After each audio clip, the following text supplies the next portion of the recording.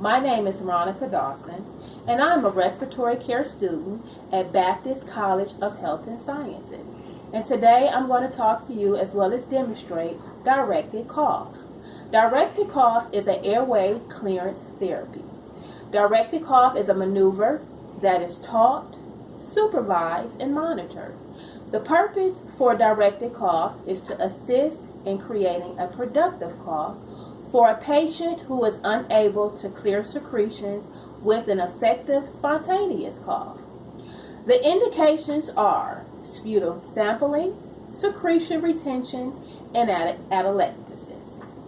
The contraindications are acute, unstable head, neck, or spine injury, or the inability to control the transmission of infections such as Mycobacterium tuberculosis, and also presence of an elevated intracranial pressure.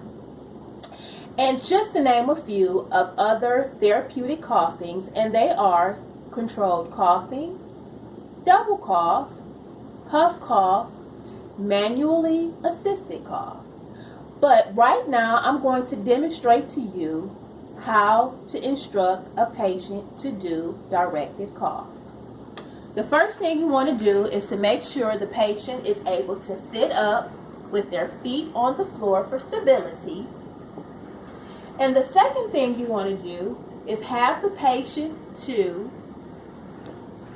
bend forward slightly, inhale slowly, and then cough. And I'm going to do that for you. Again, patient is sitting up, feet on the floor. The patient's shoulders is slightly tilted. I'm going to inhale slowly and cough.